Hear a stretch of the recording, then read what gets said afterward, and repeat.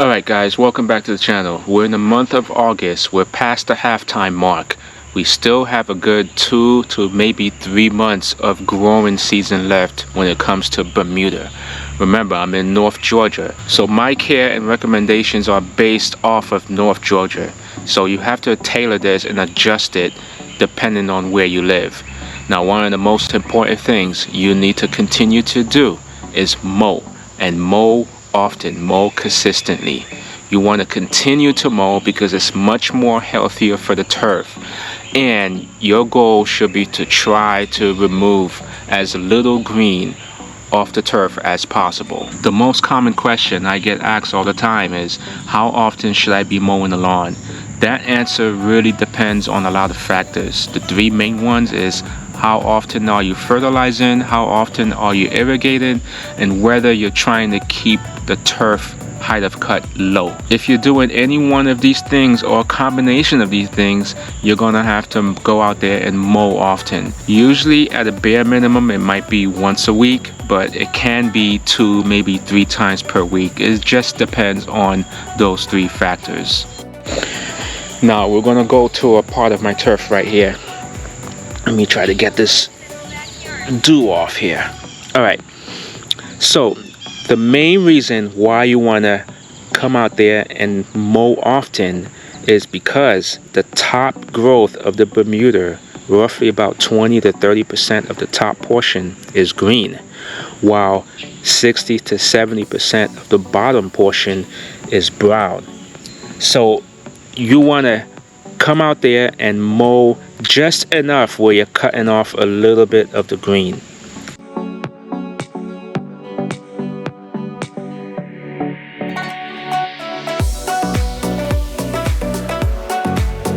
If you come out here and you mow too much off, you're going to expose more brown, and that's going to be very unhealthy for the turf if you're doing this often, day in, day out, week in, week out.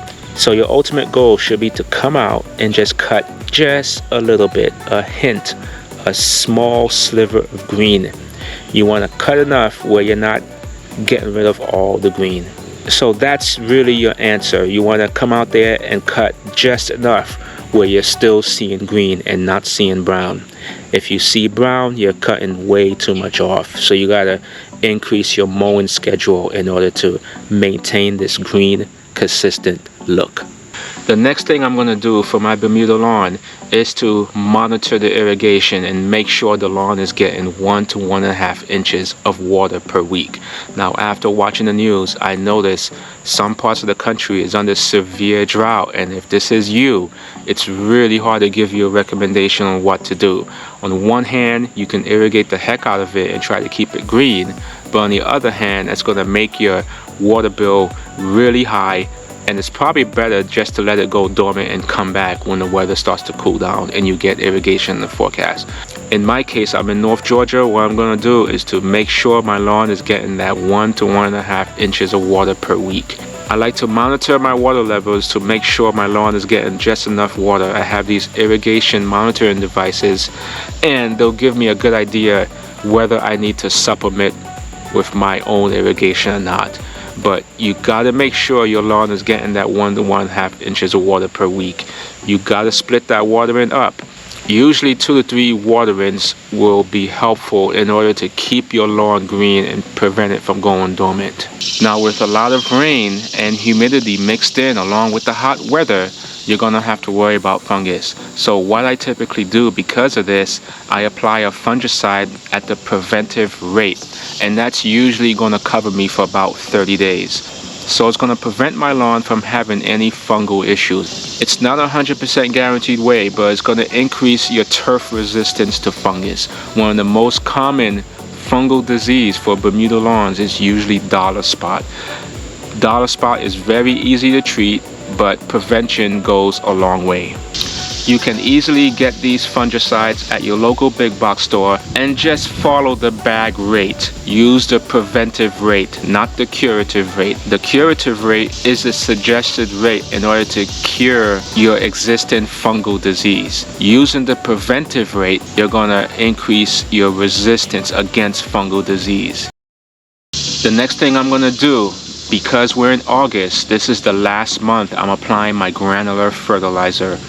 I'm not going to use any more extended release fertilizers on my lawn. So in early August, I'm going to apply my last granular fertilizer application, and after that, no more fertilizer apps for me. I'm still using a liquid fertilizer. The beauty about liquid is that you put it down and it's fast acting, but there's no residual. It won't hang around on the soil. So I can apply a liquid fertilizer every 2 to 3 weeks up until the first frost. The liquid fertilizer of choice I'm using this year is Liquid Lawn. You can apply it either with a backpack sprayer or a hose end sprayer. Whichever way you choose, applying a liquid fertilizer moving forward is the way to go. You're going to still be able to push Bermuda growth but not have to worry about any extended release. Now, one of the things I watch out for this year and every year at this time is usually any type of insect damage. Insect damage will creep up on you very fast if you're not watching out for it. The two most common ones people usually talk about is fall armyworms and grubs. Those type of damage will creep up on you when you least expect it. But honestly, I've never had any kind of issues with grubs or fall armyworms, and I think the main reason why is because I'm religious about putting down a granular insecticide on the turf, usually about every 2 to 3 months.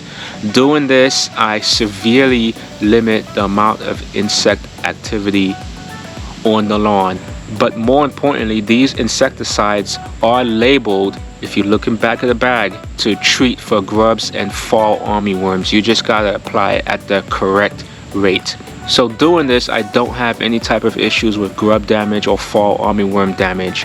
So I really think putting down a granular insecticide, especially at this time of year, go heavy with it. When you put it down, you're going to limit and reduce the chances of having any type of damage on your lawn. One of the most major common concerns people have with using insecticides is it safe for kids and pets to be out on the lawn? And the general answer is no. When you put it out, you cannot let anybody or anything out on the lawn until the product has had time to dry. So if you're using a liquid insecticide, you gotta spray it on and then let it dry. Once it dries, you can allow kids and pets back on the turf. If you're using a granular insecticide, with granulars, you gotta water it in, and once you water it in, you gotta allow it time to dry, usually a couple hours. I don't like to tell you an exact time for it to dry because the dry time will vary depending on whether it's in the shady area or if it's in full sun. So that changes the drying time, just depends on that. But once the product has had time to dry, after you put down an insecticide, you can allow kids and pets to go out on the lawn.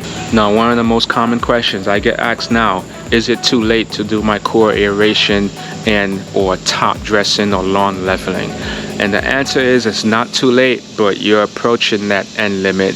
If you're gonna do it, you need to do it now. You gotta allow at least 6 to 8 weeks of Bermuda growth for your turf to recover.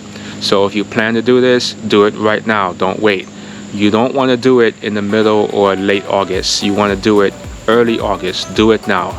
Now, I've made several videos in the past. I'm gonna list 4 of the most popular videos on my channel.